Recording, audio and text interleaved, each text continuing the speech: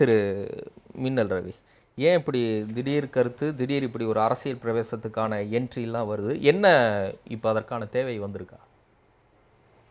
Sir, அம்மாவும் ரொம்ப 2.5 வருஷமாக வந்து சிறையிலேருந்து வெளியே வந்து ரொம்ப பொறுமையாக இருந்தாங்க. இந்த கட்சி ஒன்றாகணும்னு ரொம்ப ரொம்ப பொறுமையாக இருந்தாங்க. ஆனால் இவங்க கொண்டுன்னு போகிறது வந்து ஜாதி அடிப்படையில் எடுத்துகிட்டு போகிறாங்க. அம்மா அன்றைக்கி சிறைக்கு போகிறதுக்கு முன்னே அவங்க பண்ணது முதலமைச்சராக்குனது யாரை? எடப்பாடி பழனிசாமி அண்ணனை. அவர் எந்த சமுதாயத்தை சேர்ந்தவர்? செங்கோட்டையனை கல்வி அமைச்சராங்கினாங்க, அவர் எந்த சமுதாயத்தை சேர்ந்தவர்? ஜெயக்குமார் நிதி அமைச்சராங்கினாங்க, அவர் எந்த சமுதாயத்தை சேர்ந்தவர்? தலவாய் சுந்தர் டெல்லி சிறப்பு இருந்தாங்க, அவர் எந்த சமுதாயத்தை சேர்ந்தவர்? வளர்மதிய பாடநூல் தலைவராகினாங்க, அந்த அம்மா எந்த சமுதாயத்தை சேர்ந்தவங்க? முக்குழுத்தோர் சமுதாயத்தை சேர்ந்த யாராவது ஒருத்தர் முதலமைச்சராகிட்டு போயிடும் இல்லையா? அவங்க ஏன் சமுதாயத்தை பார்க்கல? இன்றைக்கி சமுதாயம் போகிறதால நம்ம அடிபட்டுட்டு வரோம். இல்லை, துணை பொதுச் செயலாளராக டிடிவி தினகரனை தானே நியமிச்சாங்கன்னு பொங்கலூர் மணிகண்டன் கேட்குறாரு. ஆமாங்க சார், துணை பொதுச் செயலாளர் தேர்ந்தெடுத்தாங்க. அங்கே நடந்தது என்ன? உள்ள குடும்பத்துக்குள்ளே வந்து பிரச்சனை தானே இவங்கெல்லாம் பண்ணின்னு இருக்கிறது.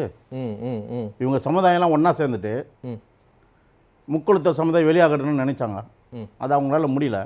கட்சி அபகரியணும்னு நினைச்சாங்க, அது அவங்களால முடியல. இன்றைக்கி வந்து ஜாதியை பற்றி பேசுகிறாங்க. ஒன்று சார், ஒரு தலைமை அதிமுக தலைமையாக இருக்கிறவங்களுக்கு ஒன்று பேச்சாற்றல் இருக்கணும், இல்லை பேஸ் வேல்யூ இருக்கணும், இல்லை தொண்டர்கள் ஏற்றுக்கணும் நல்ல லீடராக இருக்கணும், மக்கள் ஏற்றுக்கொண்டு நல்ல தலைவராக இருக்கணும்.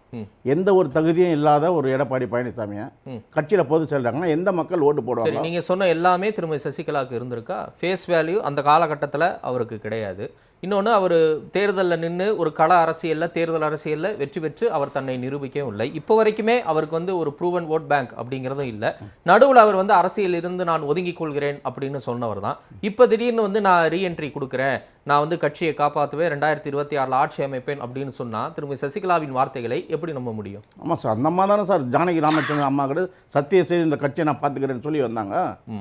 தன்னுடைய கணவர் கூட இருக்கிற சந்தோஷத்தை கூட விட்டுட்டு இந்த தொண்டர்களுக்காக தாய் என்ற ஒரு அந்தஸ்தில் இருந்துன்னு அம்மாவுக்கு ஒரு உறுதுணையாக இருந்து இந்த கழகத்தை காப்பாற்றணுங்க புரட்சிதா சின்னம்மா தானே. இன்றைக்கி இவங்க வந்து ஜாதி அரசியல் பண்ணாங்க. எப்படி? நான் ஒரு பொதுக்குழு உறுப்பினர், என்னை எடுத்துகிட்டு நான் ஒரு ஆதிதிராவிட சமுதாயத்தை சேர்ந்தவனு என்னை எடுத்துகிட்டு வேறு ஒரு சமுதாயத்தை சேர்ந்து போட்டுக்கிறாங்க, அது ஜாதி அரசியல் தானே. அப்போ ஜாதி அரசியல் இவங்க பண்ணுறாங்கன்னு ஊர்ஜிதமாயிடுது இல்லையா?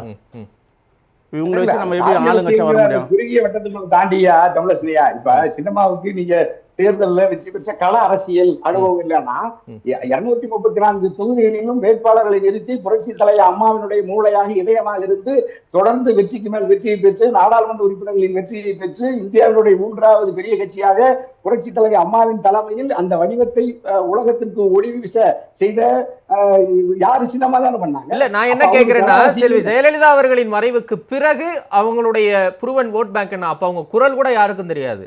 முதல் முறையா அப்பதான் ஒரு டிசம்பர் 31 அவங்க வந்து மைக்கு பிடிச்சி பேசுறாங்க. அவங்க குரல் கூட எப்படி இருக்குன்னு தொண்டர்களுக்கோ இல்ல மற்றவர்களுக்கோ தெரியாது. இல்ல, நான் அப்படி கேட்கிறேன், நான் பொதுமக்கள் பார்வையில இருந்து கேட்கிறேன். நீங்க அவங்க கூட தொகுதி பங்கீடு பேசியிருப்பீங்க, இல்ல கொஞ்சம் மற்ற ஊடகவியலாளர்களுக்கு ஓரளவுக்கு தெரியும். அதை தாண்டி ஒரு வெகுஜன ரீதியா கேட்கிறேன்.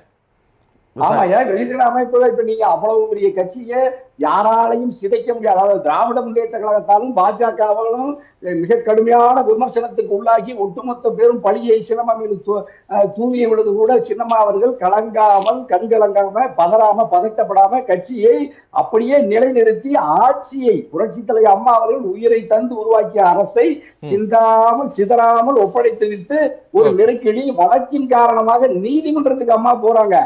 அது எப்படி இப்ப நீங்க சின்னமா ப்ரூவ் பண்ண முடியும்? சின்னமா 4 வருஷம் சிறையில வாடி கிடக்குறாங்க.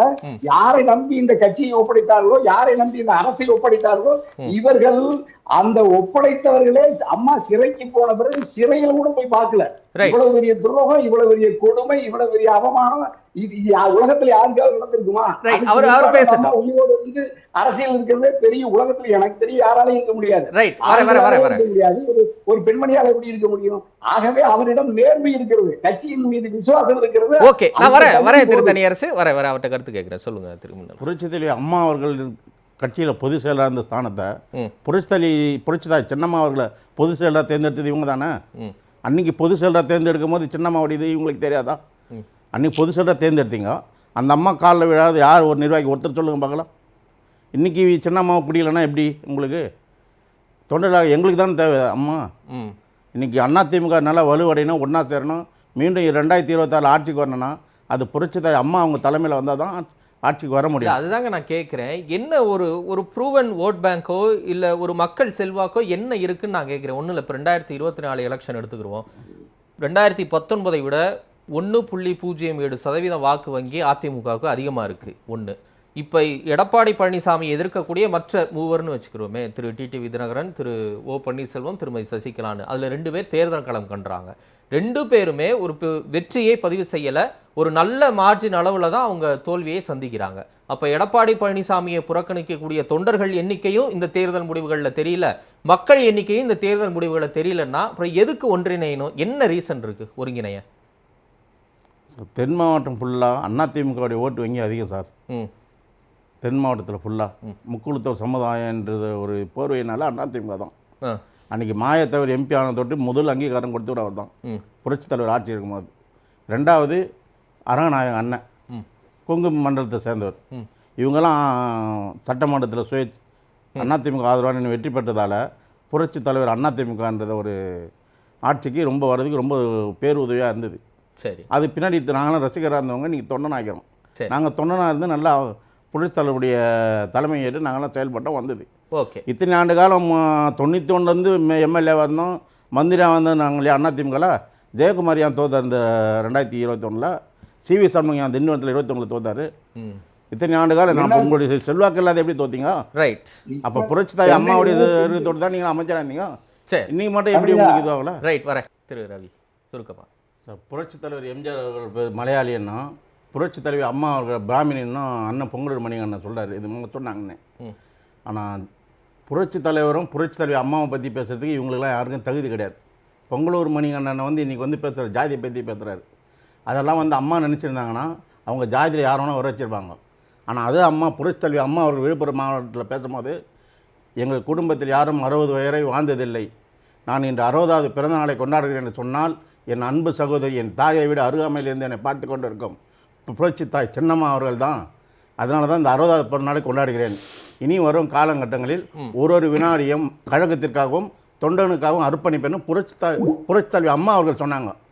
இன்றைக்கி இவர் வந்து ஜாதியை பற்றி பேசுகிறாரு. அம்மா பிராமின்னு புரட்சி தலைவரை பார்த்துருப்பார் அவர். இல்லைங்க, அப்படி சொன்னாங்க. அதையெல்லாம் மீறி அவங்க ஜெயிச்சாங்க. அதே மாதிரி எடப்பாடி பழனிசாமி சாதி அரசியல் செய்யறதா சொல்றாங்க, அதே மீறி ஜெயிப்பாருன்னு சொல்றாங்க. அவரா சொல்ல ரசிகர்களை தொண்டனாக்கி மேற்கோள் காட்டுறாரு. ரசிகர்களை தொண்டனாக்கி தொண்டனுங்களுக்கோசம் ஆரம்பிக்கப்பட்ட கட்சி வந்து அதிமுக.